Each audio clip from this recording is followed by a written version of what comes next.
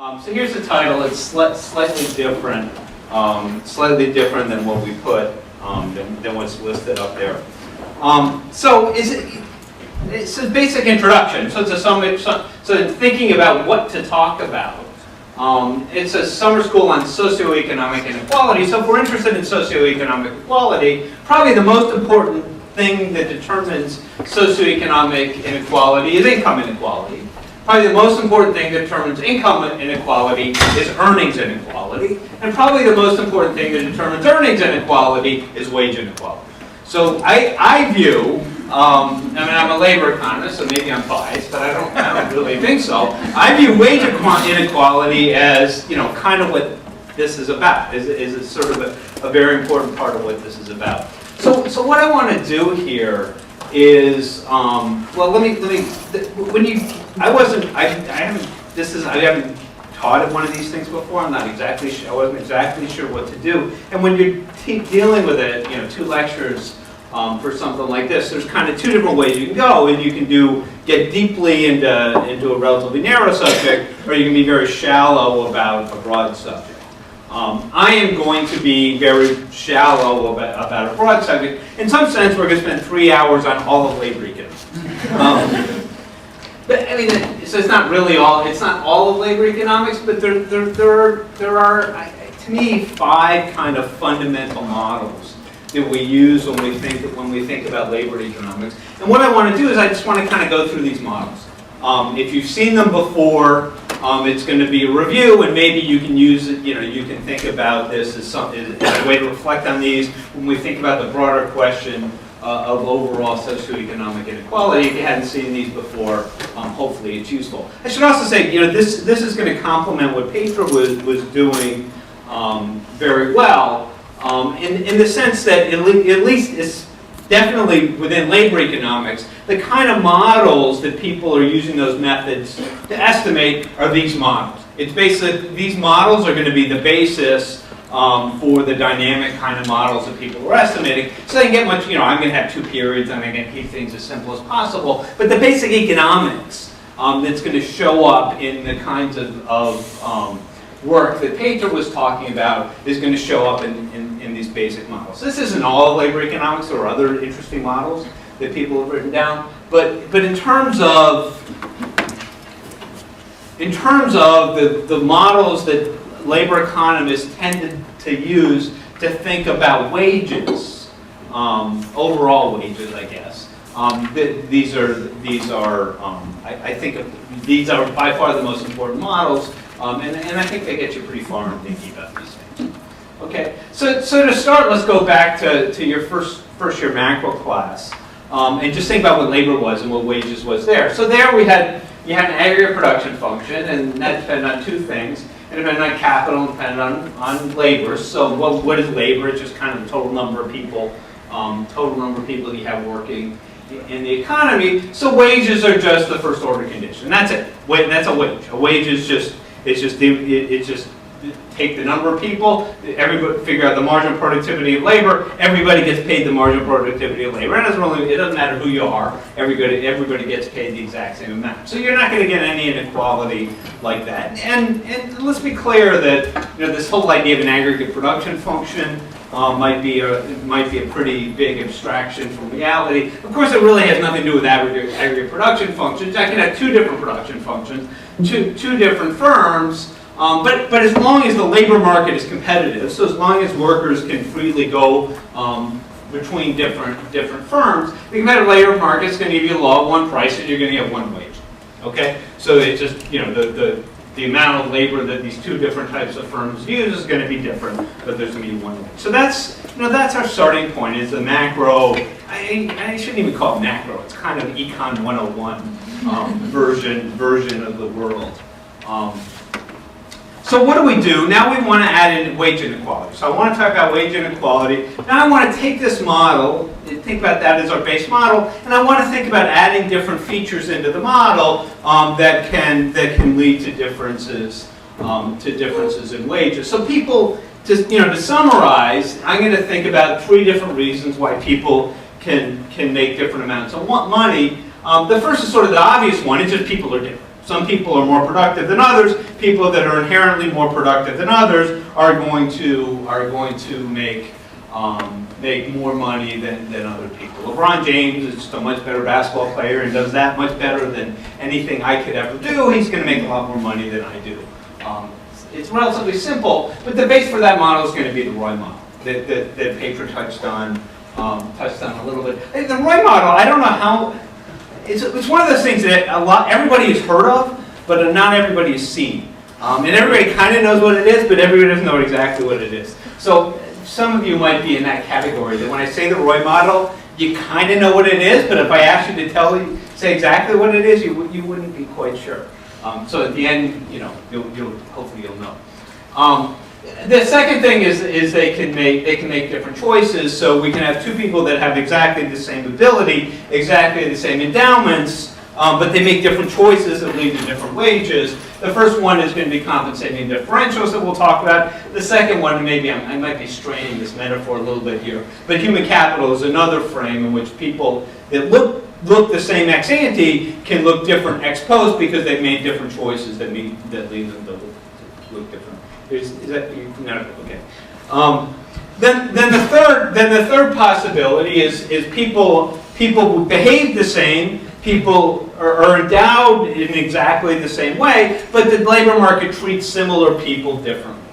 Okay? And there's going to essentially be two different reasons why the market treats similar people differently. One is going to be labor market discrimination, which is maybe the obvious one, and the other thing is maybe some sort of labor market imperfections. So there's going to be something about the labor market that's not going to work. This law of one price isn't going to hold anymore, and you're going to end up with different people earning different amounts of money. So these are basically the 5 models that I want to talk about, which are kind of these 5 models are the kind of the crux for empirical work in labor economics. These are the models that we tend to have in mind when we think about things. Yeah. It might be really broad, but do you have a sense of which of these are most empirically important? So I have a paper. I have a paper that I'm working very much on this. We're trying to estimate a model. We don't have discrimination. We have these other 4 things, and we're looking at it. In terms of overall earnings and quality, the ROI models are most important. Right? That's what we find. Other people have found the restrictions are the most important. Most things would. I think most for the narrow question of earnings inequality, I think most people would say that the ROI model is most important. Depends on how you define important, right? Because if you think about policy intervention or something like that, there's not that much we can do about endowments. There's more that there's a lot more we can do about schooling, right? So in terms of from a policy point of view, maybe human capital is the most important. But in terms of a basic decomposition, how much the different people make, ROI model is probably the most important. Any other questions? Anything else I missed? Yeah. So when you talk about endowment, it's endowment at what age? This is where I was being loose. The ROI model doesn't make this distinction. The ROI model just looks at people when they enter the labor market and says these are the 2 different skills that you have. So that I started with just calling it that, and then I realized, but then then that and human capital get kind of mixed in. When you think about the worker, the human capital you can treat as this. Yeah, no, you're right. This is kind of where I said I'm straining the metaphor, right? And when I talk about the human capital, in some sense, human capital, the basic human capital model is just a ROI model, right? So to some extent, yeah, you'd want to think about these things together, not exactly. Yeah. I'm asking because you said, according to your research, the ROI model is most important in terms of inequality. Yeah, that's why. And I was being a little bit loose there too. Is that in the model that I do, we're conditioning on at the point of labor market entry, right? So we're going to say that ROI model inequality, it's any kind of human capital investment that happens prior to labor market prior to entering the labor market, we're going to attribute to the ROI model. So that, yeah, I was being a little bit, in some sense, if we go back to Adam and Eve or something like that, maybe all, at some level, all ROI model inequality is human capital at some level. Okay? Yeah. Yeah, I don't know. who was first? Go ahead. So this might kind of fall under the last bullet, but maybe differences we see with firms. Yeah, that's what I mean. In fact, that's what I'm going to mean here. Is that what you're going to mean? Yeah, that's what I'm going to focus on, is the fact that two people, we see this in the data. So firms matter. So the person that employs you affects your wages. That could be because of compensating differentials. But even two people doing similar kinds of work at different firms make different amounts of money. So that's typically what I'm going to mean here by a labor market imperfection. Yeah. I just wanted to know if you know empirically what share of the income inequality. My intuition would just be that the top one earners would not be. Yeah, I mean the question is how you want to count zeros, right? Yeah. So you're going to have a whole bunch of people that are, if you take logs or something like that, a log of 0 is a really small number. So if so it depends on how you want to count zeros, and whether I work or not is very highly tied with wage inequality, right? A lot of the reasons people aren't working is because the wage that they would be earning is not sufficient enough that they're willing to work. The exact numbers, and the vast majority, I mean, just in the CPS or something like that, the vast majority of income inequality is going to be due to wage. Yeah. So I just want to kind of say this and see what you think. So the labor market discrimination literature is kind of taking people who are exactly identical, one's white, one's black, what's the difference in wages? There are a number of reasons that would be related to discrimination, why people who are from different ethnic groups might get different levels of human capital. They have different human capital production functions. This is something that's not really covered in the discrimination literature as much.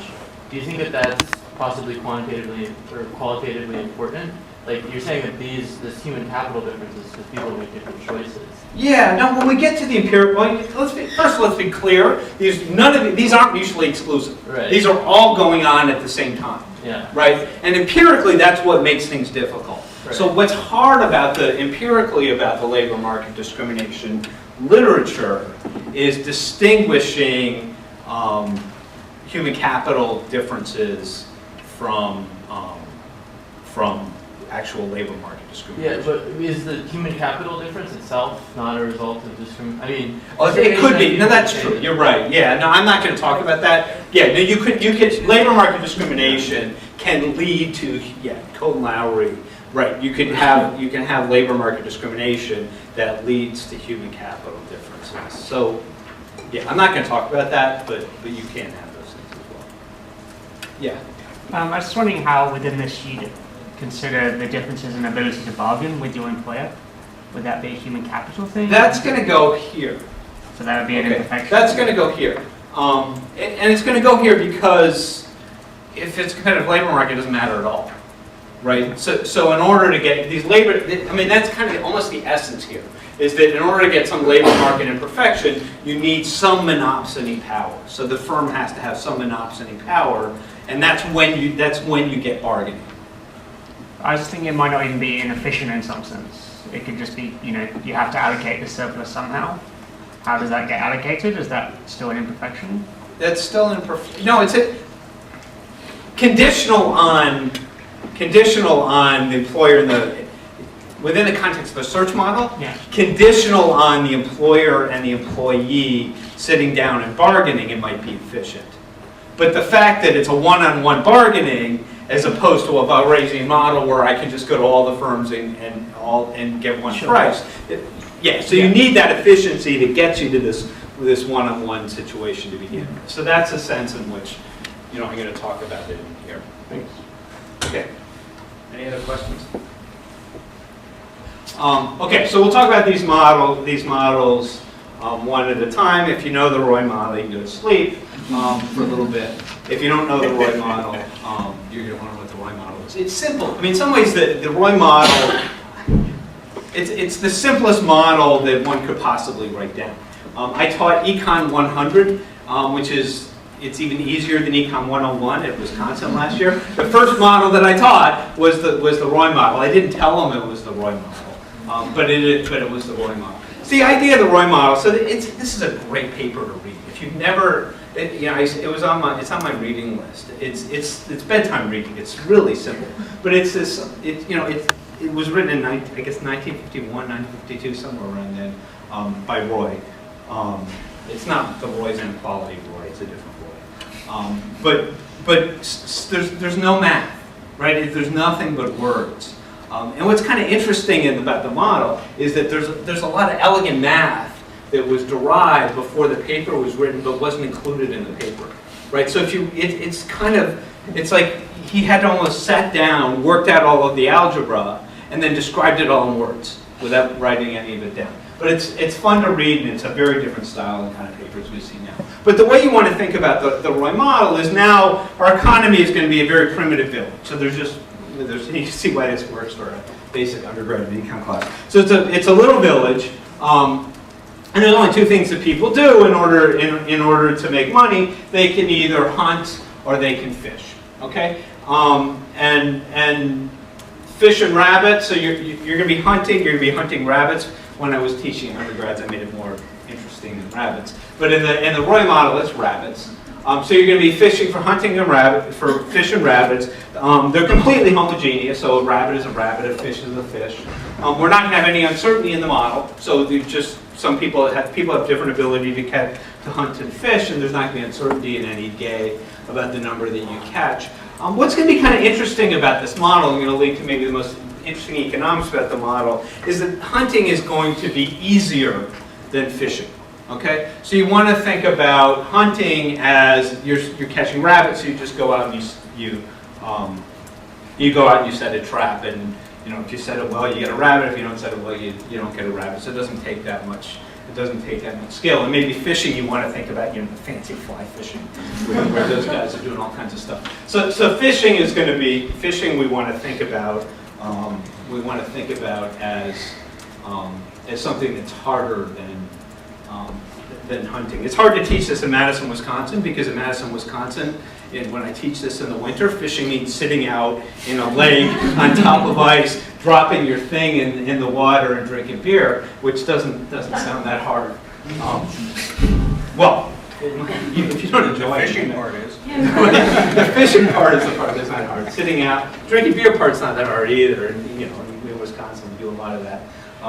The sitting out in the cold part is the hardest part. Anyway, so there's going to be a competitive market. So I get my rabbits, I get my fish. I'm going to sell them. I'm going to sell them on the market. I want pi f to be the price of fish, pi r to be the price of rabbits. F is the number of fish that I catch. R is the number of rabbits that I catch. So my wage as a fisherman is going to be the price of fish times the number of fish I catch. The wage of rabbits is the wage as a hunter is going to be the price of rabbits times the number of rabbits that I catch. I'm going to choose the occupation that gives me the highest wage. That's it. I'm done. That's the whole model. Okay. It's that simple. I think. If Jim Heckman were here, or maybe you can ask about him later, I think he gives this paper a lot of credit for this original thinking about counterfactual distribution, because you're automatically thinking about, for people who are fishermen, you're thinking about the number of rabbits they would catch if they were a hunter, and if they're a hunter, you can think about the number of fish they would catch if they're a fisherman. It's kind of natural for us today to think about things this way, but then it was less natural. So each person is endowed with this vector, or this two-dimensional object, f and r, which is the number of fish they catch, the number of rabbits they catch. Okay, so that's it. That's the ROI model. I'm going to have a little bit more to say about it. Well, I guess I will have more to say about it, but there's not that much more economics than that. Now, obviously, I'm writing it. It's not a wage model, or it's not really a labor market model. It's just a productivity model.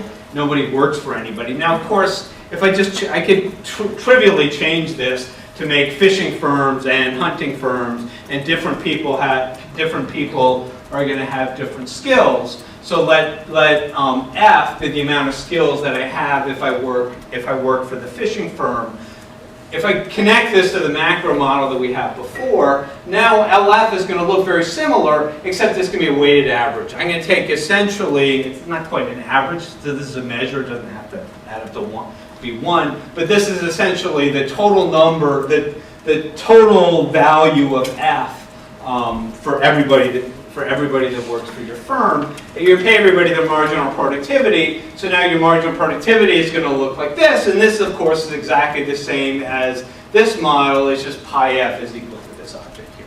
Okay, so you don't need to think about it this way, but if you want to connect it with a macro model, that's how we would do it. But what is going to be important, and how labor economists often think about things when we have heterogeneous skills, is the firm is going to pay for efficiency units. Right, so what the firm is going to pay for is somebody's efficiency skill, is somebody's how many units of skill that you have. So the more skill you have, the more that you're going to get paid. Another phrase that we'll often use is think about rental rates. So people have human capital, they have this skill that they're endowed with, that they're going to rent it to the market. The rental rate is going to be pi for efficiency units. The more efficiency units you have, the more money you make. Okay, so you can reinterpret everything this way.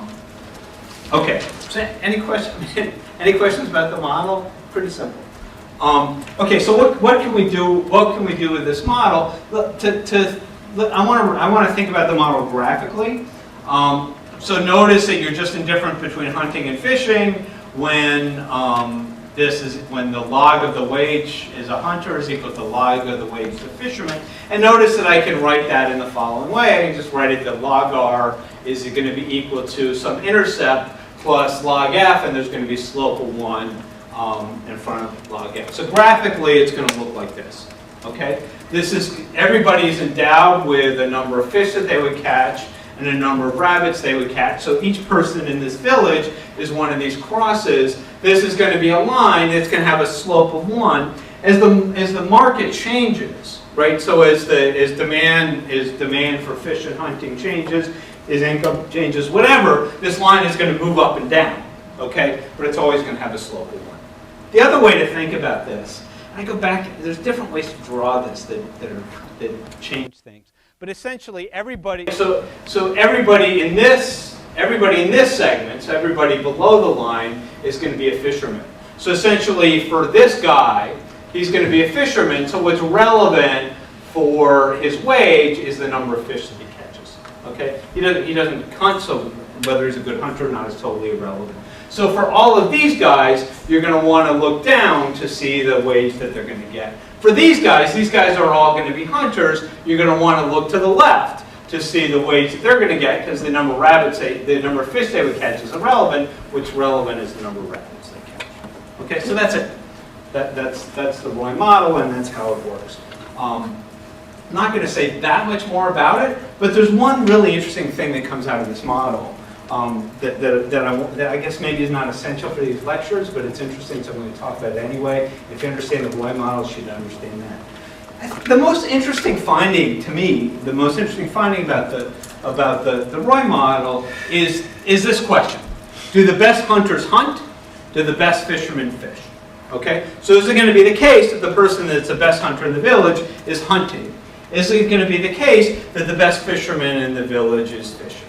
Okay, that's going to be a general question. In particular, what determines this? So what determines whether you see essentially positive selection into hunting or positive selection into fishing? The most interesting aspect of this model, to me, is the only thing that matters for this is which of these things has a larger log variance.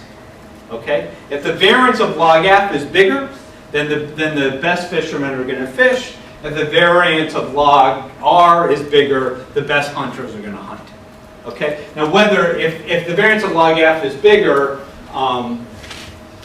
the best fishermen are going to fish. Whether the best hunters hunt, we need to think a little bit more. It's going to depend on some other things. But it's going to turn out that that's going to be what's important. So in particular, the demand for fish doesn't matter, right? So you can live in a village where rabbits are the delicacy, right? Rabbits are what everybody wants. Everybody really loves rabbits.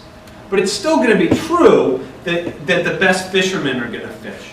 Okay, and even if the demand for rabbits goes up, it's the best fisherman still fishes. Okay, so essentially what's going to happen is when the demand changes, right? When the demand changes, this thing is going to move down. So the demand for rabbits goes up. This is going to move down. So fewer and fewer people are going to end up fishing. But the people that do fish are going to be the very best fishermen. Okay, that's the way that this is going to work. And that's also when I said that fisherman is a harder skill, right? That's what Roy, I don't know, Roy doesn't actually write down the math, but that's what Roy means by the more difficult skill. It's the one with a bigger variance.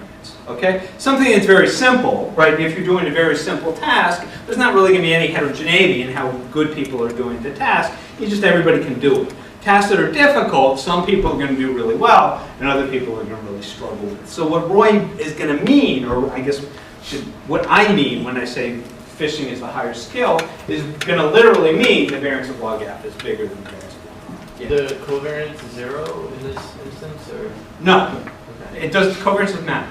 At all? It doesn't at all. It matters, well, if the variance of log F is bigger, the best fishermen are going to fish. For the question of whether the best hunters hunt, now the covariance is going to matter. Okay? But for that question, that narrow question, it doesn't matter. So let me give you let me give you a couple real simple examples of this, and then we'll move on to the next model. So the simplest model, suppose that hunting is just trivially easy, in the sense that you go out in the woods, you set a trap, you come back, you come back the next day, and if there's a rabbit, you got it. If there's not a rabbit, you don't, and it doesn't take any skill at all. So any bozo can go out and set a trap and catch the trap. So everybody catches. I guess a simple way to do it is even simple way to think about it is every single trap catches a rabbit. All you do is set the trap, you come back the next day and there's a rabbit. Okay, so everybody catches R star. Therefore, if you hunt, you receive W star, which is just pi R times R star. So you're going to fish if you're bigger than that number, and you're going to hunt, so you're going to fish if F is bigger than that. So if pi F is bigger than W star, you're going to hunt otherwise. So what does this mean? In this case, all the best fishermen are all going to fish. That's the first thing that it means. The second thing is everybody who fishes is going to make more money than everybody who hunts. Okay? So here's the picture. There's no variance on log R. Everybody there catches whatever e to the 2 is, rabbits. So there's no variance. You can see that if these are the guys that are the hunters, there's no variance in their wages. These are the guys that are the fishermen. There's a big variance in their wages. And you can also see, with no doubt, the best fishermen all fish. Okay, in this model. So that's the first model. That's the simplest way to think about it. The other really simple model to think about it is, now let me assume that there's perfect correlation. Okay, so the best fishermen are also the best hunters, and that's in some ways the kind of the most interesting case. So if the best fishermen are also the best hunters, what do they do? Do they fish or do they hunt? Okay, so how do I write that? Well, they're going to be perfectly correlated. Everything's in logs, so perfectly correlated in logs. So log R is going to be alpha naught plus alpha 1 log F, and alpha 1 is positive, so I want to think about these things for now as being positively correlated. So notice that the variance of log R is just going to equal to alpha 1 squared times the variance of log F. Okay? So what does that mean? That means that whether this is bigger than this, it simply depends on whether alpha 1 is bigger than 1 or less than 1. If alpha 1, I always have to check this because I get it wrong more often than I don't. If alpha 1 is less than 1, right, that means that this is bigger than this. So in the basic Roy specification, we want to think about alpha 1 as being positive, in this case, but less than 1. Because an alpha 1 less than 1 means that the variance of log F is less than the variance of log R. So these two things are equivalent. Now graphically, let me show you, that means the best fishermen fish. Okay?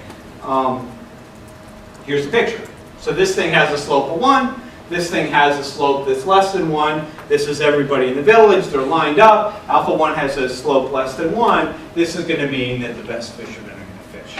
Okay? And obviously, it doesn't matter what slope I pick. As long as the slope is less than 1, this thing here is going to be below this thing here. Unless, except in the special case where every single person in the village hunts. So everybody's above the line. As long as somebody's below this line, it's going to be that guy right there. Okay? And exactly is going to be the opposite if alpha 1 is bigger than 1. So if I switch this and I change, rather than hunting rabbits, I make it something like hunting lions, right? So now this is the more difficult task.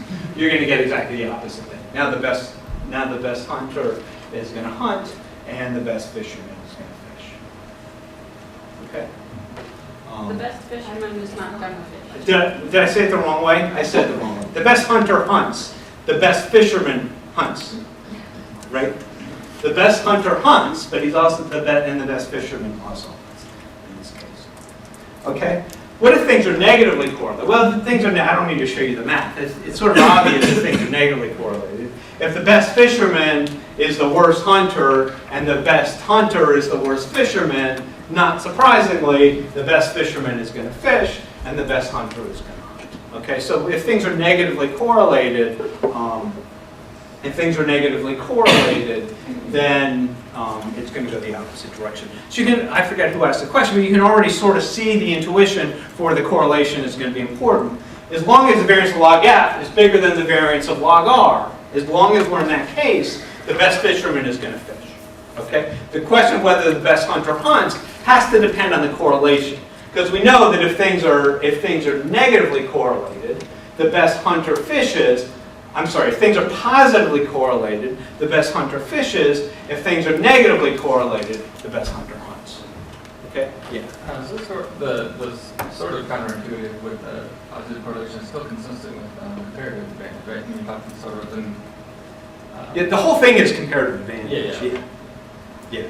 Yeah, I mean, to some extent, that's why this was Econ 100 model, right? All this is comparative advantage, right? So I could make this, rather than making it fishermen and hunting, I could make it the U.S. and Brazil, and we're making decisions about, So you're saying the best, you're saying the best in absolute terms. But Yeah. You could reframe the question and say the best fisher, even in the other. in comparative terms, it's almost obviously Yeah, true. yeah, yeah. So what I'm saying, you're right, yeah. So what I'm saying is the best in absolute terms.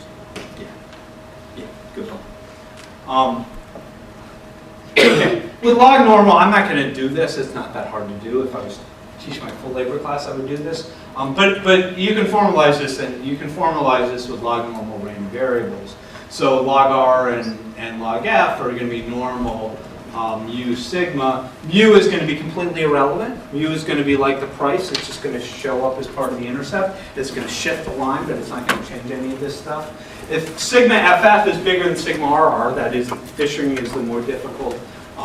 Fishing is the most difficult occupation. The best fishermen are going to fish. Whether the best hunters hunt is going to be more complicated. And in general, I mean, it's going to depend on sigma RF. Of course, it's also going to depend on these two things as well. But essentially, if things are negatively correlated, for sure the best hunters are going to hunt. If sigma RF is positively correlated, it's depending on exactly how positive. If it's positively correlated enough, there'll be negative selection into hunting. If it's not that positively correlated, there'll be positive selection. So here's a picture. So these are a thing. Well, clearly the variance of log F is a lot bigger than the variance of log R. This is a case where they're positively correlated, and you can see that I think this guy right here is the best hunter. So the best hunter is going to fish in this case. Here, the correlation is essentially 0, and you can see here that the best hunter is going to hunt. So it's going to depend on all of these variables and exactly how it works. Okay. So any other questions? Any questions about the model? What I mean, this is, again, if I were teaching this as a graduate class instead of just giving a lecture, this wouldn't be one slide. This would be 30 slides. But the other thing that I want to think about that I'm really not going to get, I don't want to get that much into detail, is how do we empirically implement that? And I'm going to think about that for each of these models. So we have our model. No, we want to take it to the data. We want to think about estimating this model in the data. How do people typically do it? And people typically are going to do something like this. They're going to assume that Fi is something like e to the xi prime beta plus UIF, and then Ri is going to be something like e to the xi prime beta plus UIR, and you take logs like we always do in labor economics. I mean, why do we always take logs in labor economics? There's kind of two different reasons. One reason is because the Mincer specification looks really nice. But the other reason is because it's often easier to interpret things. That often the way that wages work in labor economics is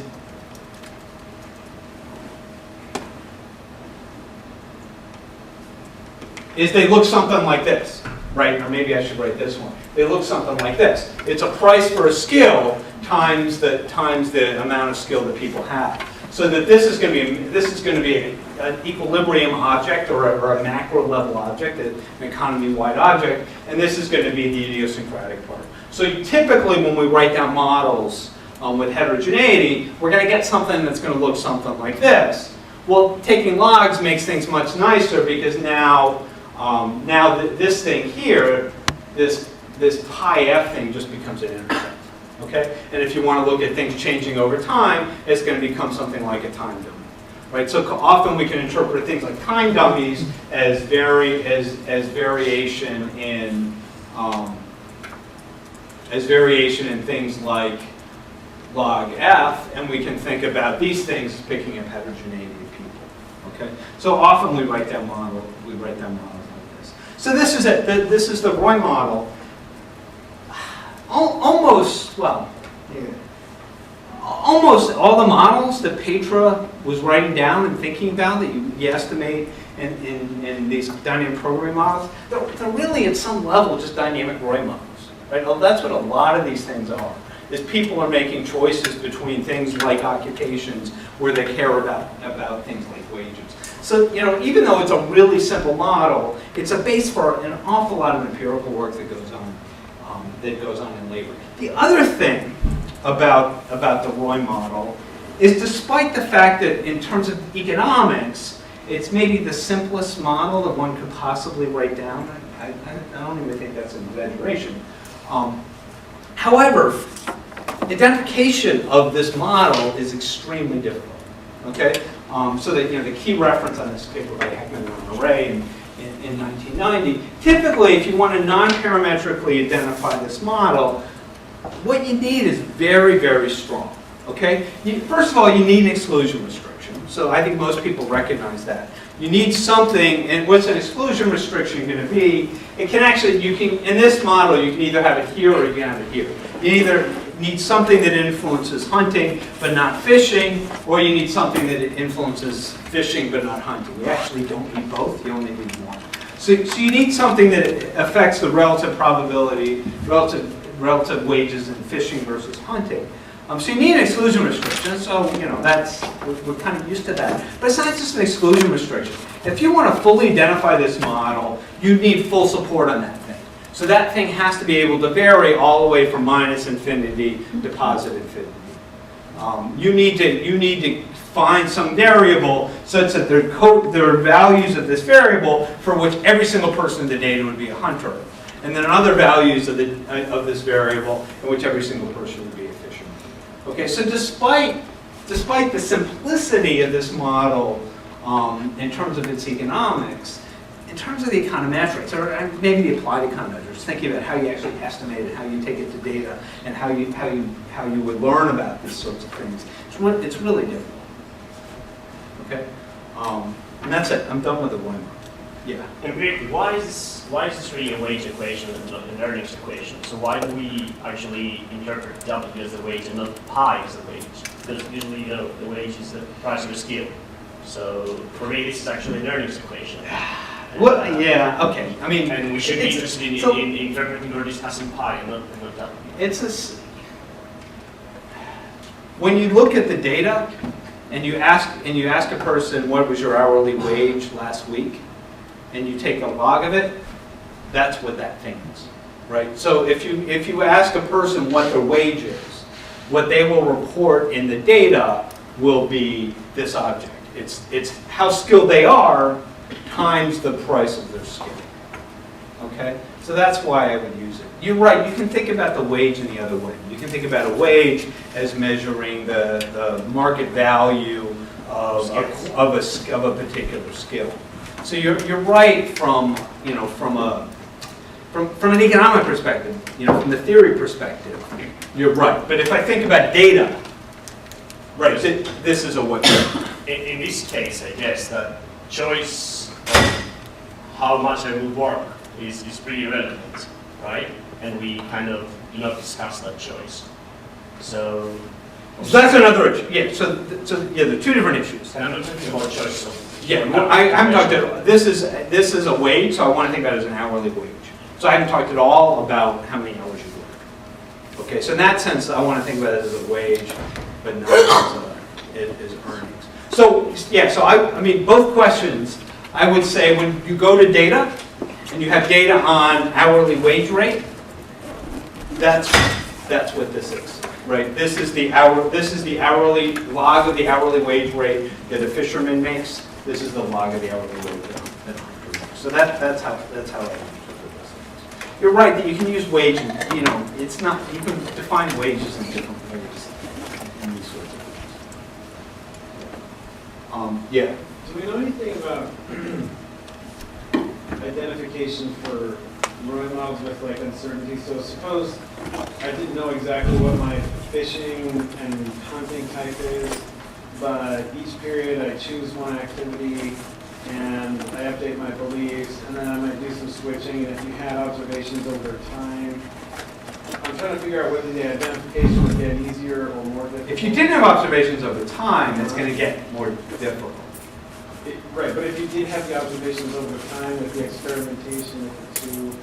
Yeah, I mean, in general, well, let me say it differently. If you have panel data, this is going to get easier, right? So the key thing about this is only observe. If I have one shot, I observe whether you're a fisherman or if you're a hunter. If I have panel data, and again, in the ideal world, I have panel data where we have states of the world in which there's no there's no fishing, and we have states of the world in where there's no hunting. Then I could observe both of these things for both people, and then you're done. So panel data is going to help a lot. You're still going to, in reality, you're never going to get the case where every single person works in both occupations. Uncertainty is going to, so if you have multiple years and multiple panel data, it's going to get easier. Uncertainty is going to make it harder. Right? You've added more to the model, you haven't added anything more to the data. Identification, almost by definition, has to get difficult. Another thing is this is two occupations, right? So for two occupations, I need one exclusion restriction. For 3 occupations, I need 2 exclusion restrictions. For 132 occupations, I need 131 exclusion restrictions.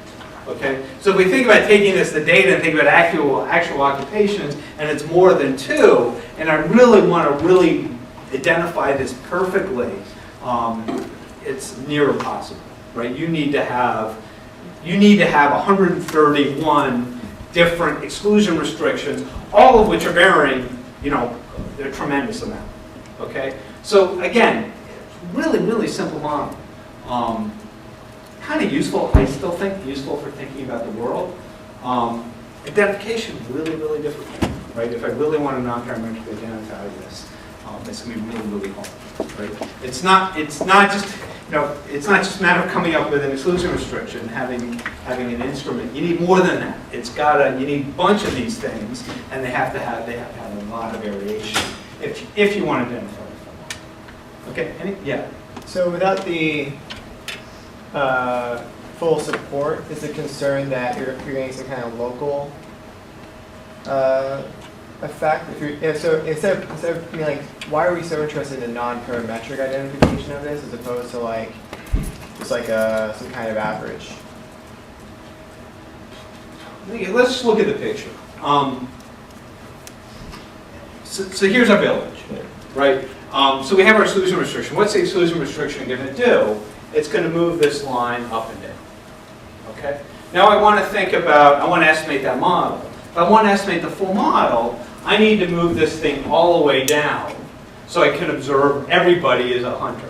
And I need to move it all the way up so I can observe that everyone is a fisherman.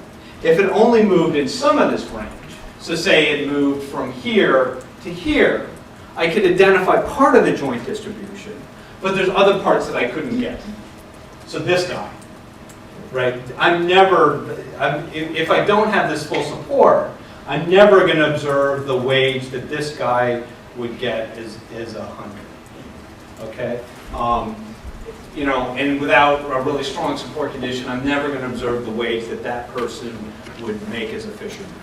So if I want to identify the full model, that involves identifying what this guy makes as a hunter and what this guy makes as a fisherman, I can't do it. Right? I need enough variation in that thing to do it. Okay? That said, now you need to think about what you're doing with the model. So you might not care that you can't estimate the full model. So I might think about policy variation, where the policy variation is, again, shifts in this line. I want to subsidize fishing or something like that. Right? Or I think about farming versus non-farming. I want to get rid of the subsidies to farmers, and I want to think about what would happen. So if I want to simulate a policy counterfactual like that, I might still be fine. Right? Because I can't tell you what would happen if this guy became a hunter. But there's no interesting policy that would ever involve this guy hunting. Right? This guy's he's a fisherman who's always doing fish. Okay, does that sort of more philosophical and I could, more econometrics than I so want to get into. That's fine. But that's essentially the idea. If I want to identify the full model, I need full support conditions. Okay? If all I'm interested in is identifying a counterfactual, a specific policy counterfactual, rather than the full model, I might not need the full support conditions. I might be able to live with as long as the variation that I see in the data is similar to the variation of the policy that I'm interested in enacting, then I'm okay. Yeah. Yeah, I mean, maybe just to add to what you're saying, oftentimes with stuff like this, you might actually go and estimate it parametrically for computational concerns or whatever, but knowing how the non-parametric identification works just kind of tells you, like, what is it about your parametric forms that are helping you to pin this thing down? So it's still a useful intellectual exercise to ask, what would have to be the case for me to pin these objects down in a completely data-driven manner, and that helps tell you in what way are the parametric forms that I'm going to adopt during estimation. In what way are they kind of adding to, or how much of the traction am I getting off of just functional forms versus actual variation in the data? Completely. Obviously, I completely agree with you. Even though non-parametric identification is not, it's almost never, the data conditions are never going to be perfectly satisfied. I don't know how I'm talking. This is not what this lecture was on.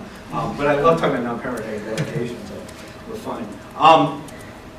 Yeah, even though it might not be, the exercise of thinking about non-parametric identification is useful, even if you realize that your data is never going to be up to it. I would make an additional argument to what you're saying. It's useful in interpreting what you're doing with specific parametric forms, but it also tells you what data you want. So when I sit down and write down a structural model that I want to estimate, the first thing that I do is think about non-parametric identification. I might be the only person in the world for which this is true, but I want to sit down and think about non-parametric identification. What I learn then is what kind of data I want, right? What that's going to tell me is what the ideal data set is going to look like. I'm never going to find the ideal data set, but at least in thinking about what the ideal data set would look like, I get some idea about what the actual data, what kind of data I would want to get. So in terms of the exercise of thinking about the kind of data that you would need, this is going to be important. The second thing is related to what you're doing. It's also, when you do your policy counterfactuals, you want to think about where identification is coming from.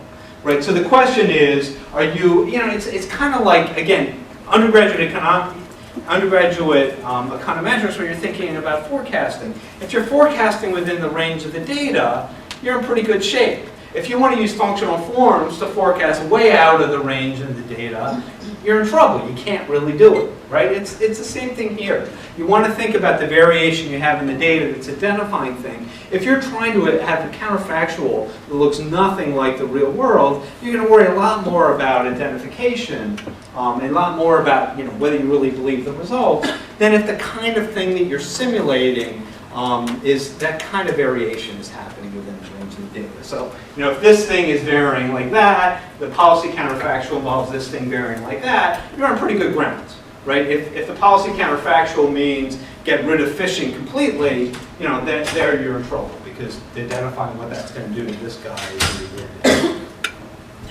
Okay. Any other questions about that? A little bit off topic. Not that much. I want to talk about it. Okay. So the next thing I want to talk about is compensating differentials. So it's compensating differentials or equalizing differences or compensating differences or equalizing differentials or however you want to combine the different kinds of words. Essentially what I want to do is the following thing. In the ROI model, I want to take the opposite of the ROI model. In the ROI model, people had heterogeneity in skills, but they had identical preferences. All people cared about was wages. All I cared about was whether I want to be a fisherman or whether I want to be a hunter. Now I want to relax that. So now I'm going to go back to a model where there's going to be homogeneity in skills. So everybody's going to be equally skilled at all jobs, but I allow for heterogeneity in tastes of jobs. There's some people that like being fishermen, there's some people that like being hunters, and that's going to affect things. Okay? So the key idea is that if the employer wants you to get you to do a job that you don't really want to do,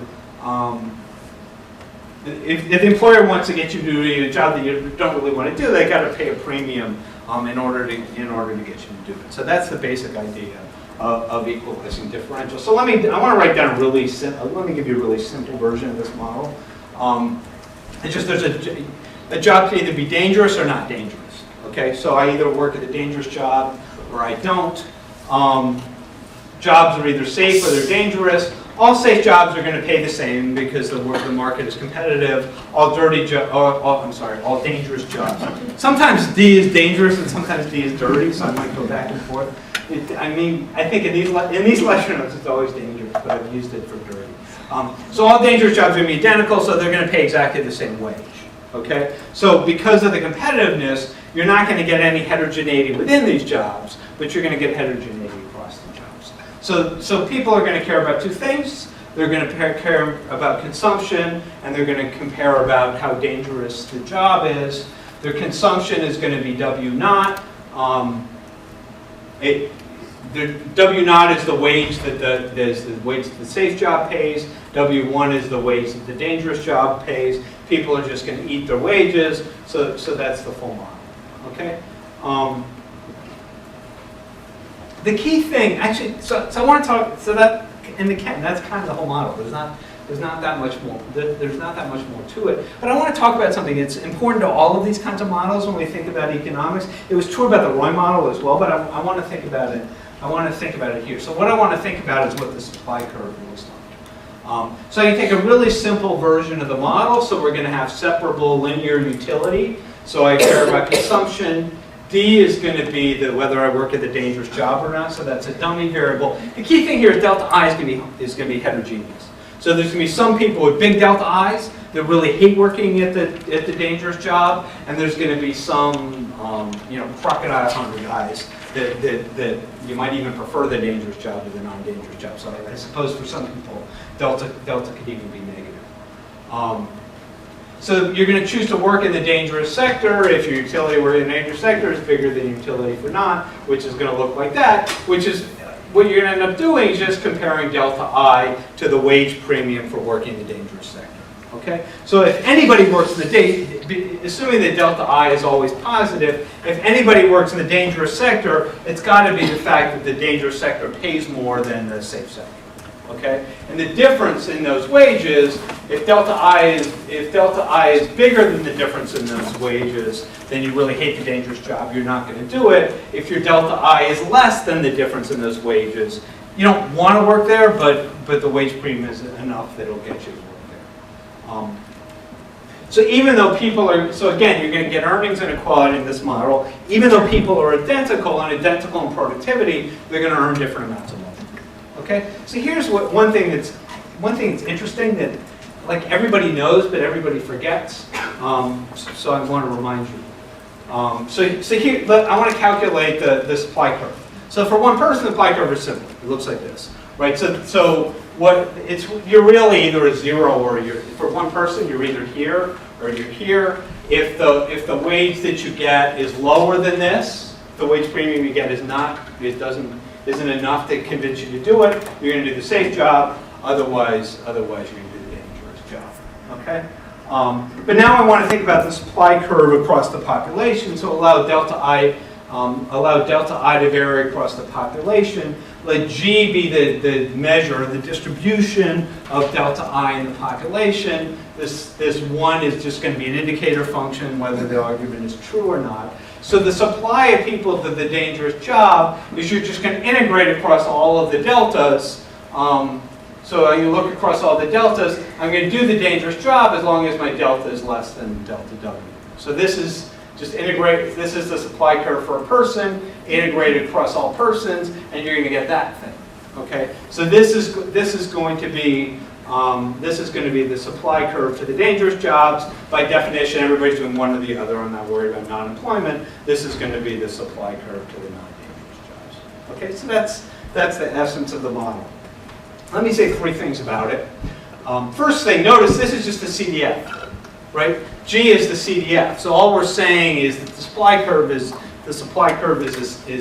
CDF. That's point number 1. Point number 2, things work the way that you think that they would work. As delta W goes up, G is a CDF. As delta W goes up, G goes up. So the higher premium you pay people to work for the dangerous job, the more people are willing to do it. So supply goes up. That's always a good thing. The third thing is the main point that I wanted to make, which is I want to think about the elasticity of supply. Okay, so yes, elasticity applies by definition equal to this, which is equal to this, which is equal to this. Delta W over G of dW times this little g, where little g is the density. Okay, so in this compensating differentials model, the elasticity of supply depends on the density. A key variable that determines that is the density of the population around the price. Okay. This is true in lots and lots of models. This is true in this model. It's also would be true in the ROI model. It would also be true in an extensive margin labor supply model where people are always working or not. There's there's 2 kinds of equilibrium, 2 kinds of supply curves we have. One is an intensive margin where people are changing the amount of pineapples that they eat in a year or something like that. Okay. The other kind is where people are either doing something or they're not doing something. What determines the price in the standard model is where marginal utility is equal to the price. What determines the price in this model is the person that's exactly indifferent between the 2 different jobs. Okay, so these kind of equilibria are a little different. Intuitively, if you think of, even though it's weird to think about it, but intuitively it makes sense. So if the density is 0, what does it mean? It means that there's nobody who's close to indifferent about working in the dangerous job or not. Okay? If there's nobody who's close to indifferent about working in a dangerous job or not, you can move the wage a fair amount, but you're not going to change the number of people that work in a dangerous job. If there's just some people hate it and some people love it, and you move this wage around, it's not going to do anything. The density is 0. Okay? By contrast, if there's a lot of people that are really close to indifferent, then a small change in the wage is going to lead to a big change in the supply. So it's completely, it's completely intuitive. But it's something that you've probably learned before and you've probably forgotten. And people forget this and don't think about things in the right way. So for example, when people talk about the extensive labor supply elasticity, there is no extensive labor supply elasticity. It's not a structural parameter. By definition, the labor supply elasticity depends on this thing, right? So whether the elasticity of supply to dangerous workers or not is large or small depends on the price. It can't be constant. So you can't think about sort of a constant elasticity of labor supply at the extensive margin. It's got to depend on where you are in the distribution of people that are working. Okay. So that's not so essential to thinking about compensating differential, but when we think about these models, we tend to not think about things the right way. This thing is a crucial thing when we're thinking about supply and demand in these kinds of models, where people are making decisions on the extensive margin. Grab water. Any questions while I drink water? So is it never going to be the case that it's going to be constant if you have a distribution that's of a certain form of people? Or it's never going to. Uniform. If it's uniform, it'll be constant, except when it's not, right? So it'll be. If it's uniform, it'll be constant until you get to one end or the other. right. Yeah. Right. If it's uniform, then by definition the density is always the same.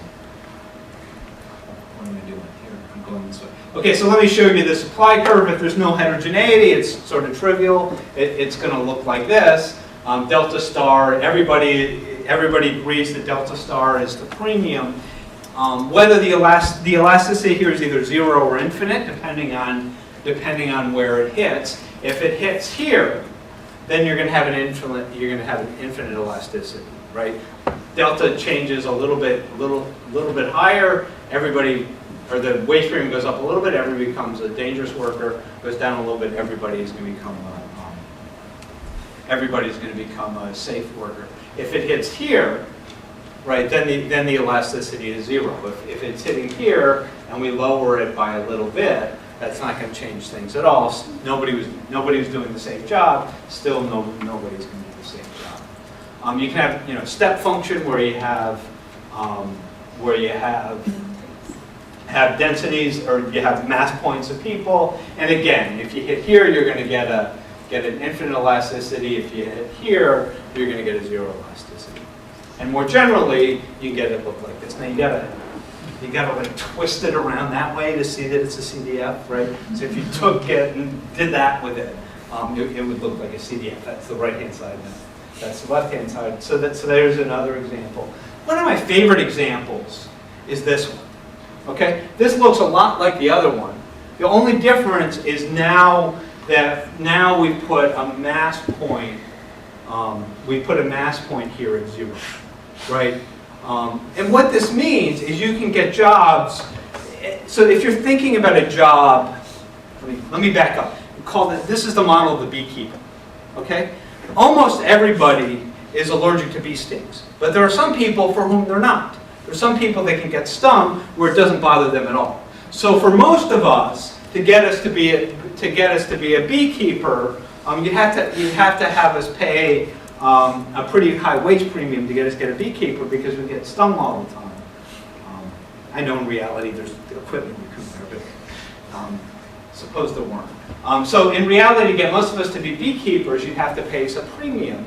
However, if the demand for beekeeping is relatively small, so we don't need that many people in the population, you may well see that the demand curve is going to hit here.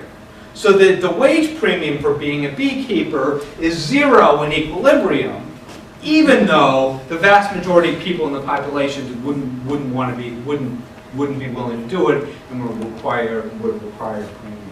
So by getting getting a mass of people that don't care at all, you can get that you see no premium at all. Okay, and that doesn't mean people don't care about getting stung by bees.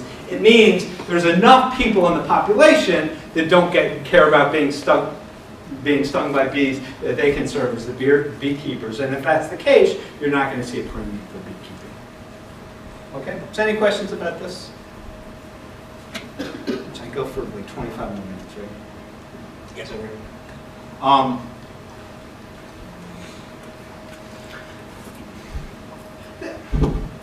This is a this is a case where we're thinking about socioeconomic inequality.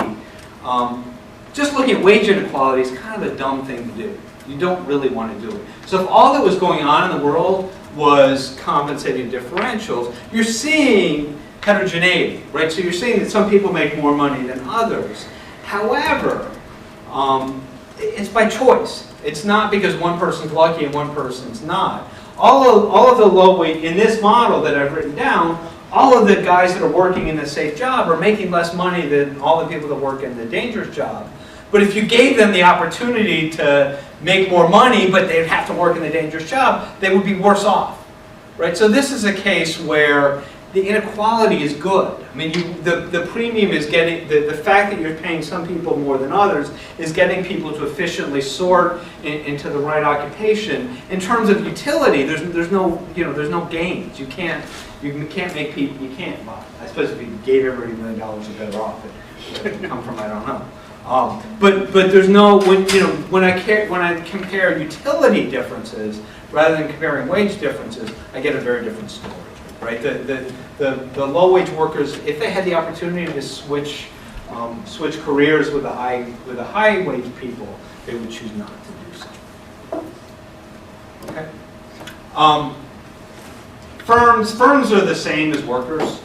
So I want to do this relatively quickly. The difference in a firm, so I'm a firm, and I have a choice. I can either make this a safe place to work, or I can make it a safe. I guess I don't make it a dangerous place to work. I can either choose to make it safe or not, right? Try to make it safer or not. And I want to think about the cost of making things safer is different by different firms. So if I'm a university, it's pretty easy to make the job safe. If I'm a coal firm, right, or what's that, a coal company, making it for a safe working environment for the coal miners, I can't do it. It's too costly. The cost of making that really safe is going to be very, very difficult to do. So that's going to be the heterogeneity in this.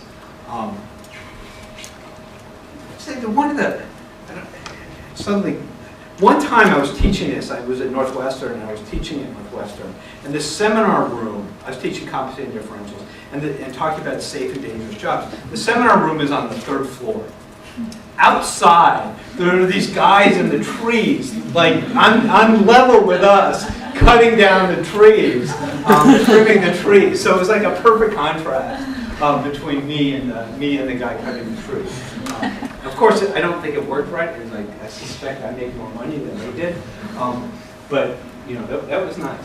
We don't have windows here, so we're not. Yeah, well, we're in the basement. So if there are guys cutting trees outside, that would be worse. Okay, so anyway, the production function for the firm is going to be FG. The cost to make the environment safe is going to be beta J. So the profits are, I basically have two choices. I can pay my beta J to make it safe, and if I do that, if I pay my beta J to make it safe, I can charge people a lower wage, or I can leave things dangerous. And if I leave things dangerous, I don't have to pay to clean it up or pay to make it safe, but I do have to pay this higher wage. So that's the premium. There's going to be heterogeneity in beta J. The demand curve is going to look exactly like the supply curve. We're going to integrate across things. Here, the demand curve is going to be 1 minus F of delta W, where F is the distribution of the cost of cleaning things up. So you put them together and it looks like this. So this was our demand curve from our supply curve from before. This is our demand curve. This is going to be the equilibrium values. Okay, so that's the model. Any questions?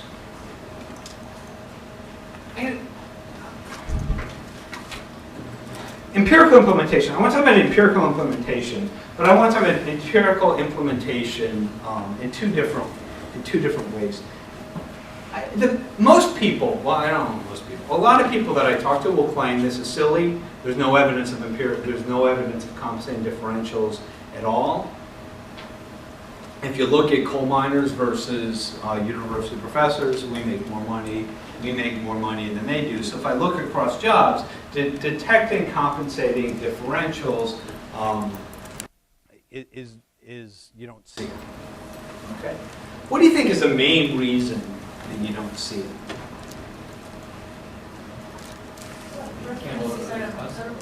What? Well, no, but if you just look at the premium by occupations. Occupations that seem like they should be more unpleasant often don't pay very much money. You can't hold everything constant, so In particular, what can't you hold so constant? there's a correlation between, say, education and being a professor, education and being a lawyer. So there's skill, yeah, so there's, in particular, there's skill, Yeah. okay? There's skill, so I want to have skill, but also, let me relax my linear utility and assume that it's nonlinear, which means that taste for things on the job, or safety, if safety is a normal good, right? If non-pecuniary benefits on the job are normal goods, jobs that pay a lot in terms of wages are also going to tend to pay a lot in terms of non-pecuniary benefits, in terms of other things that I get on the job. So, you know, if having a nice office is a normal good, it's not surprising that the CEO of the company has the nicest office in the firm. I mean, maybe it's partly to signal his importance or something, but it's partly because he's willing to pay more in order to get the higher office just because he's richer, he's got more money.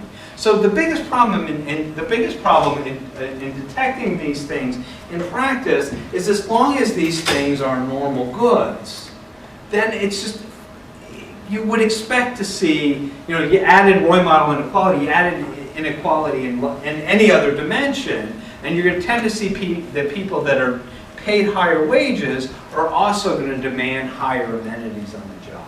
So actually detecting these things in practice is very, very difficult. If I was going to, sometimes I'm a purist, I like, you know, if you take the model seriously enough and you want to be broad enough in how you interpret it, I can think about two different jobs. One job is sitting at home and watching Oprah on TV. I guess Oprah's not on anymore. Sitting home and watching baseball on TV, or I can work. Okay, I can work at a job. Those are two different things that I can do. One of them is more pleasant than the other. One of them pays a higher wage than the other. That's a compensating differential. The fact that people get paid money is at some level a compensating differential. So in that sense, we see evidence in these things, right? I mean, labor supply in some level, the simple labor supply model, a simple extensive margin labor supply model is just a compensating differential model. There's just two different things that you could do. There's a wage premium for doing the higher wage thing. Yeah. So is it still hard to, I mean, maybe, is it still hard to find this sort of evidence in, you know, if you just look at all jobs that require only high school education and compare, say, like working on an oil rig to something that's not as dangerous that doesn't require high school education? I mean, it's very easy to find specific examples where you can find this. So I learned this stuff from Sherwin Rosen here at the University of Chicago.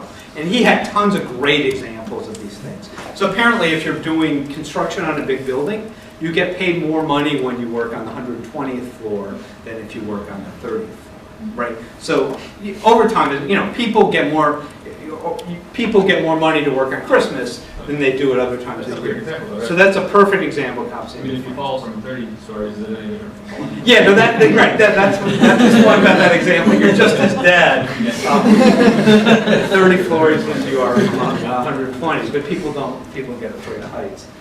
You know, this building is another example. I mean, in our profession, there seems to be a premium for teaching MBAs. So you see, so there's various different. Rosen also talked about like the guys that worked on the Alaskan pipeline when they're building the Alaskan pipeline. He had colorful stories about going to the bathroom when it's negative 20 degrees and stuff like that. That was an unpleasant job, and that you had to pay people more. So you can find lots of isolated examples of these things.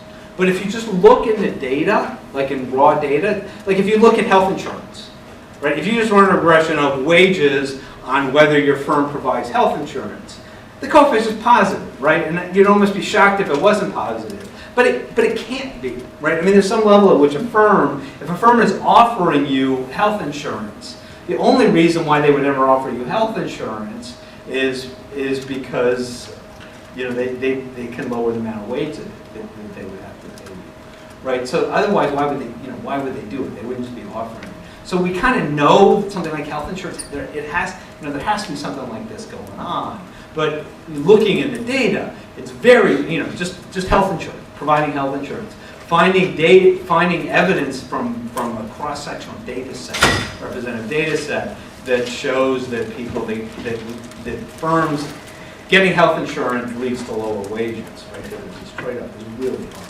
Yeah. But isn't the whole idea that different people would want to be compensated for different things? So getting a teacher to switch to a doctor, you have no idea kind of what they would need to be compensated for, because you can't see that in the data, forcing someone to switch to an entirely different occupation, because we don't know their preferences other than that they ended up as a teacher with that wage. Yeah, well, I mean, but it's really because of heterogeneity. In this model, that wouldn't be a problem, because everybody's equally productive. Right, so if I look at the wage the teachers get and I look at the wage the doctors get, the difference between that should be the compensating differential. Yeah.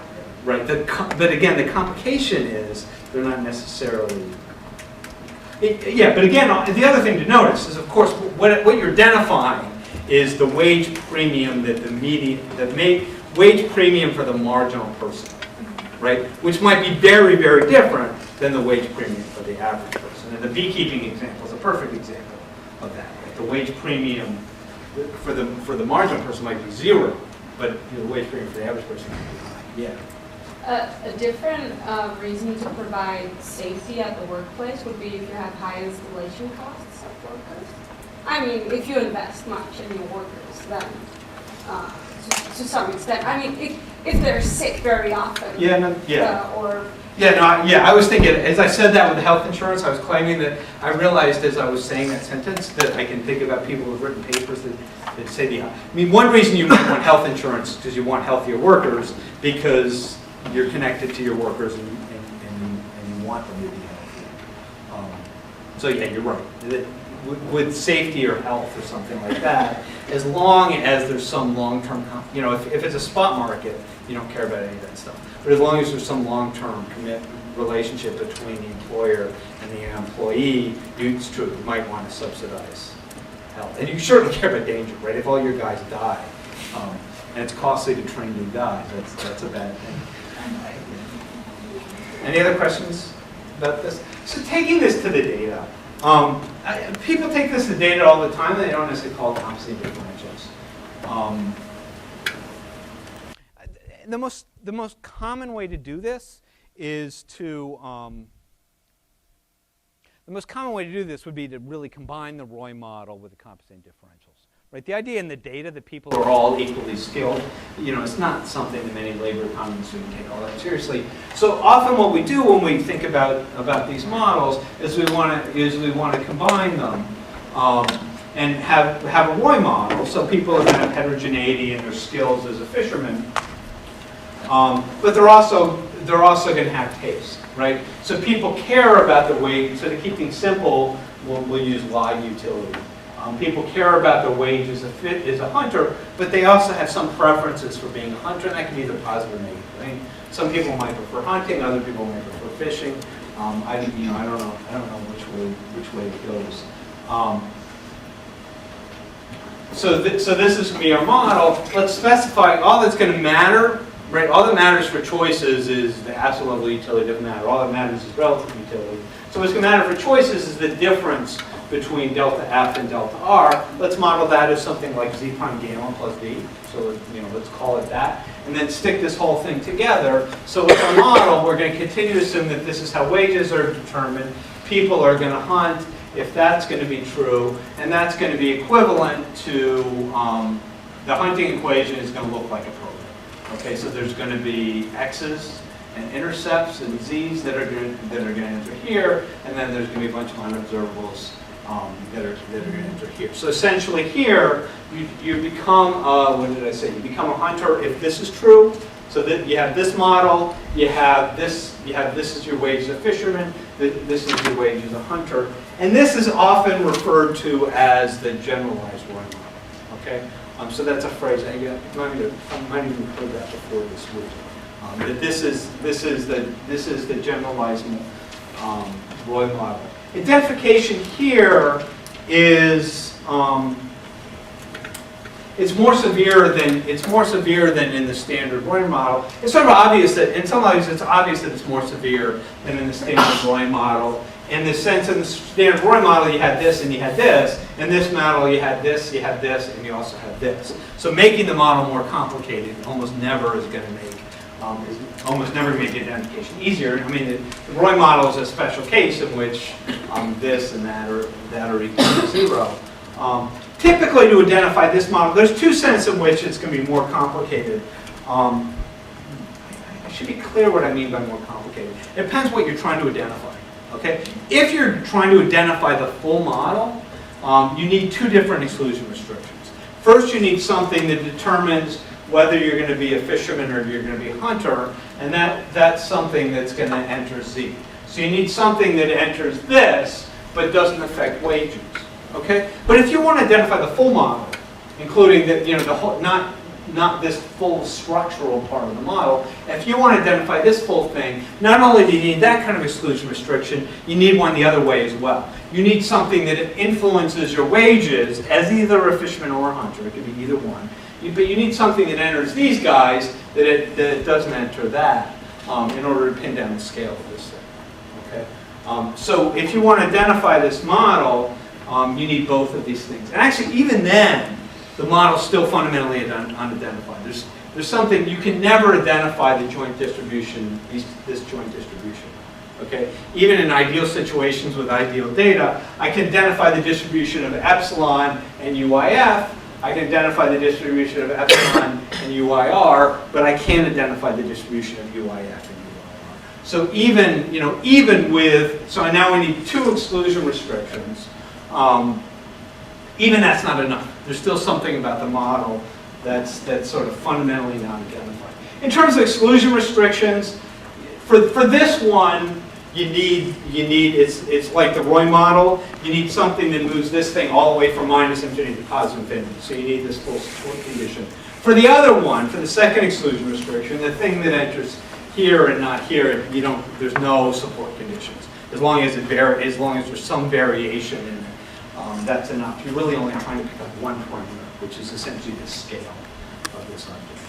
Yeah. Sorry for my lack of imagination, but what's an example of something that enters that equation that doesn't affect wages? What? What's an example of something that enters that doesn't affect wages? I mean, so this is one definition of a labor economist is you can come up with a variable, and you can, and any labor economist can tell you how that variable is correlated with wages. And the difference between the quality of the labor economist is how convoluted the story is. The simpler story you have, the better you are. So it's hard. There's almost nothing there's almost nothing. So here, I mean here actually a little bit. You need something that affects this, but not that. It could be that. Okay, I realized that was too quick. Okay, I need something. I want to identify this equation, right? I need something that influences whether I'm a fisherman or a hunter, but doesn't influence my wage as a fisherman. That could be a subsidy to hunting. Okay. So if I wanted to, for this model, if I thought about local labor market variation and the demand for hunting, I could use that to identify the coefficients for fishing. that helps. Okay, and I could do it the other way around. Assuming no general equilibrium effects. No, I'm not assuming no general, there's still going to be general equilibrium effects. I mean, I'm looking at, general equilibrium effects are going to matter in the sense that they influence these two objects, right? But I'm allowing those things to vary. So all I'm doing, so it's, yeah, I mean, it's almost just a standard, standard simultaneous equations model. All I'm trying to estimate is a supply equation, and I'm saying variation in demand is going to help estimate that. Right? So yeah, I'm not assuming away general equilibrium effects with that argument. All I'm trying to identify is the supply curve. I'm not trying to identify where the demand for fish are not. I'm not even trying. So I'm not assuming that away. I'm kind of using that variation. So something else.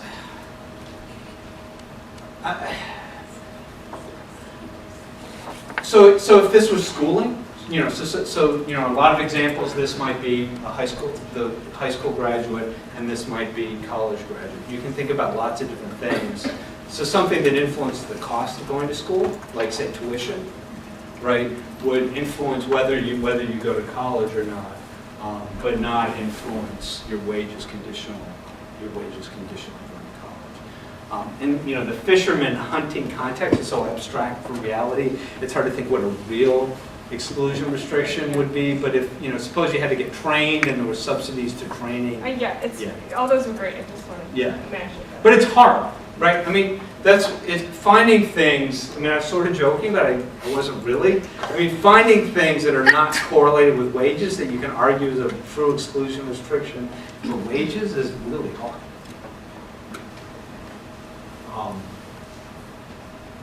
Okay. Any other questions about that? We're 5 minutes. I mean, let's stop. I mean, I'm about to switch to human capital. It seems silly to do that in 2 minutes before the break. So you're the boss. So we're done. Okay, for half an hour. 3:30 it is. Yeah.